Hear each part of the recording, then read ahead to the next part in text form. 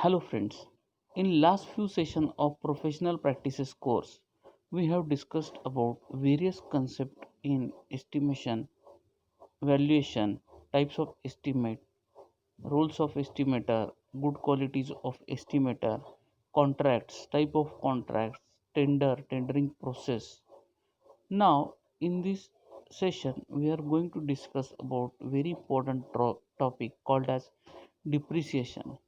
The depreciation should be considered for the financial analysis for any kind of a business. Myself, R.V. Zugdar, Assistant Professor in Civil Engineering Department, Shar Institute of Technology, College of Engineering. For any financial analysis, we have to study about each and everything regarding the manpower, machinery, and product to be manufactured.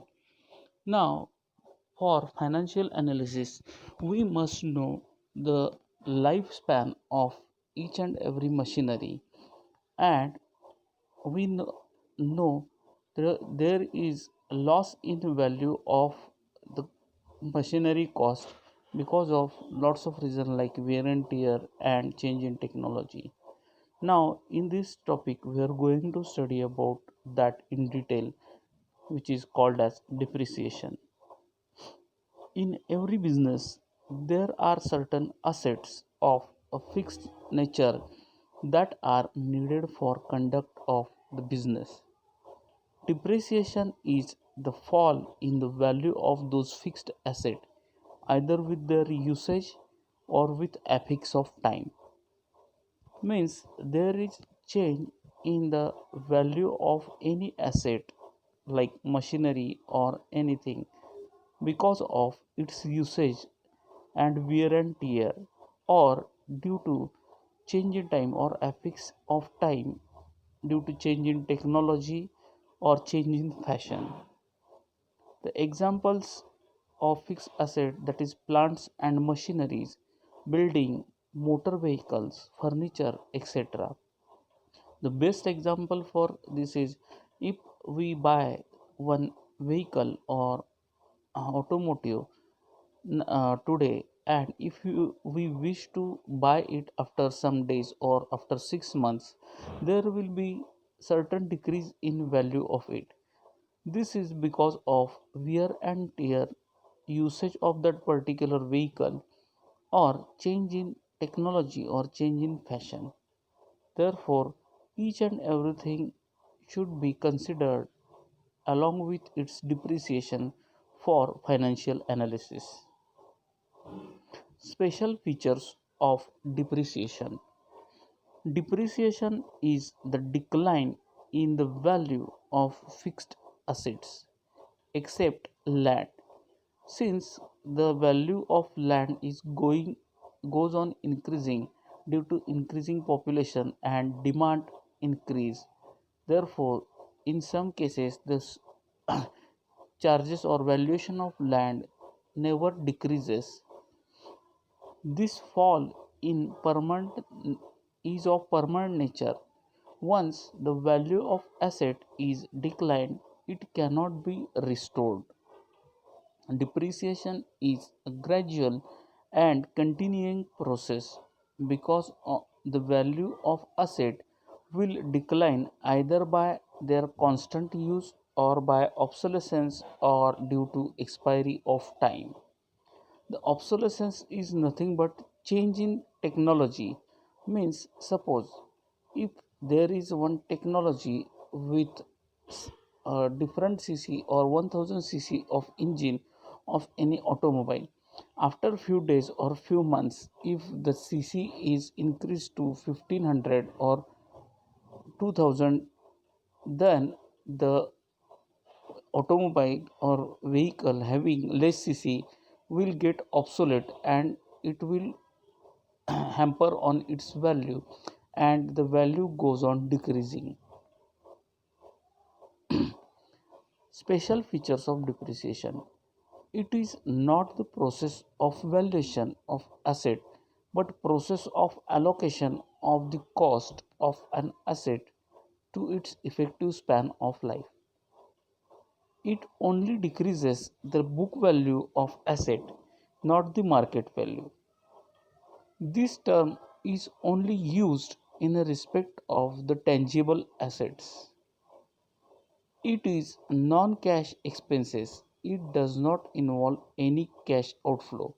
Means it is the value which goes on decreasing and which cannot be used for intangible assets, and it is not deducted from direct cash flow.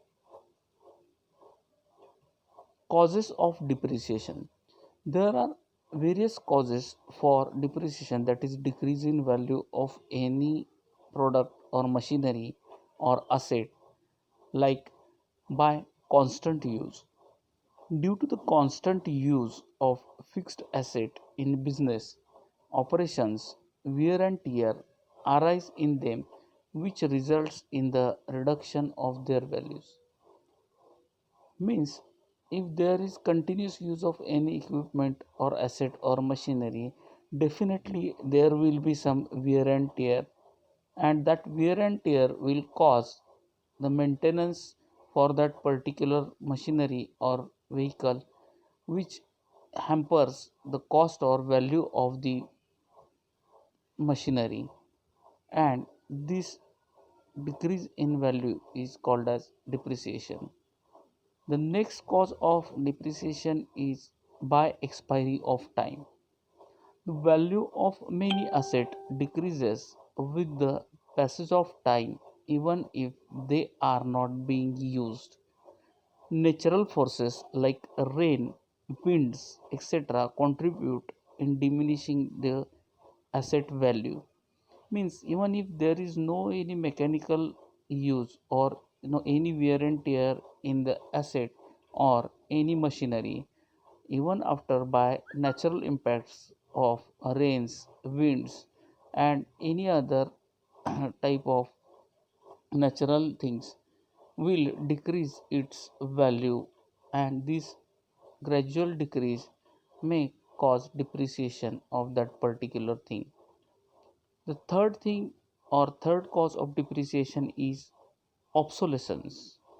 Obsolescence is nothing but the change in technology and change in fashion. Sometimes, due to new invention, new trends, and improved techniques, the old asset becomes useless even if it is alright. Means, suppose in ancient days or old days, there is use of steel shutters or steel fabricated windows and doors, but nowadays there are various technologies or various materials like PVC or galvanized iron or aluminum slidings. Therefore there is obsolescence in the previously used technology, which will reduce the value of the material used previously. By accident, sometimes a machinery may be destroyed due to fire, earthquake, flood, etc., or the vehicle may be damaged due to accident. Suppose if there is flood condition and machinery is trapped in flood water, then it will cause the maintenance for that particular machinery. Or if there is some accident like fire hazards or anything else, then it will impact the loss in value of that particular machinery. The next cause is by depletion. Depletion is the decrease in the value of vesting asset such as mines, oil wells, etc. due to their constant working. Due to constant working, there will be depletion in that machinery or vehicles or asset, which may cause the change in value. The next cause is by permanent fall in the market price. The fluctuation in the market value of fixed asset are not recorded because such assets are not meant for resale. Sometimes fall in value of fixed asset is treated as depreciation, like permanent fall in value of investment. Importance of depreciation. For ascertaining the true profit or loss, the true profit can be ascertained only when all the costs incurred for earning revenue is debited to the profit and loss account. As the assets are also used in earning revenues, the depreciation is also an expense. For showing true and fair view of the financial position, if the depreciation is charged, the asset will be shown in the balance sheet at the amount which is more than their true values. So, balance sheet will not give the true view of financial positions. To ascertain the accurate cost of production, as depreciation is also an expense, the cost of production cannot be calculated without taking it into consideration. To provide funds for replacement of asset, depreciation through debited to profit and loss account is not paid in cash. Hence, the amount of depreciation is retained in the business and later on used in the replacement of fixed asset. This amount is sometimes called as sinking fund. To prevent the distribution of profits out of capital, if depreciation is not charged, the profit shown by profit and loss account will be more than the actual, and this profit will be then either taken by proprietor or distributed as dividend. Other objectives. As the profit shown will exceed the actual profits, the employees may demand bonus or increase in wages. We will also have to pay more income tax for that. Factors determining the amount of depreciation. Total cost of the asset. The cost of fixed asset is determined after adding all expenses incurred for bringing the asset to usable condition, such as freight, transit insurance, and installation cost, etc. Estimated useful life of asset is another factor. Useful life of asset is estimated in terms of number of years. For example, if a machinery can work for 20 years but due to improvement in technology it will be useful for 15 years only, then its life will be considered for 15 years only. The next factor is estimated scrap value.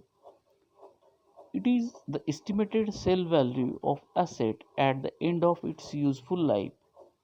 It is also known as residual or breakup value. Calculation of depreciation.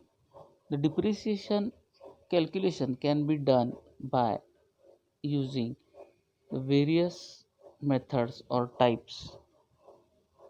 This is one example for calculation of depreciation.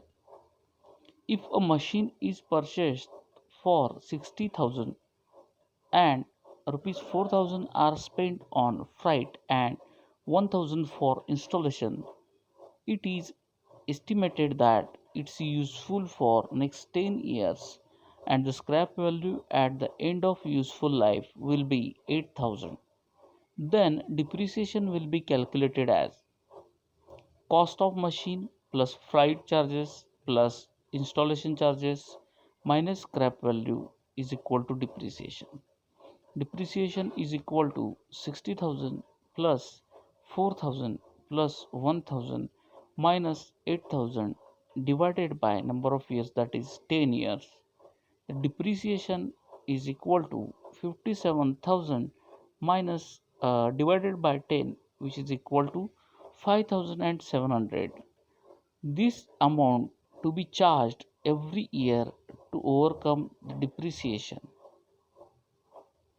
There are various methods for finding out depreciation like straight line method, written down value method, annuity method, depreciation fund method, insurance policy method, revaluation method, depletion method, machine or rate method, in which first two methods are explained in further slides.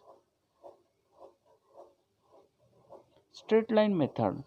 This method is known as original cost method because under this method depreciation is charged at fixed percentage on the original cost of the asset. The amount of depreciation remains equal from year to year. This method is also known as equal installment method or fixed installment method. At the end of estimated life, the value of asset will become zero. The formula for finding out the depreciation by straight line method is depreciation is equal to original cost minus scrap value upon estimated life of asset. The following is example for finding out depreciation by straight line method. The original cost of asset is 1 lakh rupees with a scrap value of 15,000 rupees and estimated life is of 10 years. Then depreciation is equal to 1 lakh minus 15,000 divided by 10, which is equal to 8,500 rupees per year. Some merits of straight line method are simple method. Calculation of depreciation under this method is very simple, so that this method is also widely popular. Depreciation burden is equal. Under this method, depreciation is charged same every year. Hence, burden on P&L is equal every year. Assets are completely written off. Here, the value of asset can be reduced to zero, which is not possible in some other methods. Written down value method. Under this method, as the value of asset goes on diminishing, the amount of depreciation also goes on declining. The method is also known as diminishing balance method or reducing installment method. Formula for such kind of method is cost of machine at the beginning of year minus scrap value divided by estimated life of asset. There is example for this method. A machine is purchased at 10,000 rupees and rate of depreciation is 10%. First year 10% of machine cost gives the depreciation value of 1000 rupees. Now the value of machine is 10,000 minus 1000, that is 9,000. Wherefore for second year the 10% depreciation calculated over the cost of 9,000, which is equal to 900. Now value of machine is 9,000 minus 900, that is 8,100 rupees for the third year. In that fashion, the total depreciation cost is calculated for each and every year. Merits of written down value method. Easy calculation. Calculation of depreciation under this method is somewhat easy as compared to some other methods. Equal charge against income. In this method, the burden of depreciation and repair charges remains almost constant every year because when the asset is new, the depreciation is more and repair charges are less. And as the asset goes older with time, the amount of depreciation decreases and repair charges increases. Merits of written down value method. No undue pressure on later years. A machine is more efficient and useful in earlier years than later years, according to which the depreciation in earlier years should be more than later years. This method ensures this point also. Value is never reduced to zero. Here, depreciation is charged till the asset remains in use, even if amount is very small. Approved by income tax authorities. This method is permissible under income tax regulation. Now, the other methods of depreciation calculation we will discuss in next slides and next lecture. Thank you.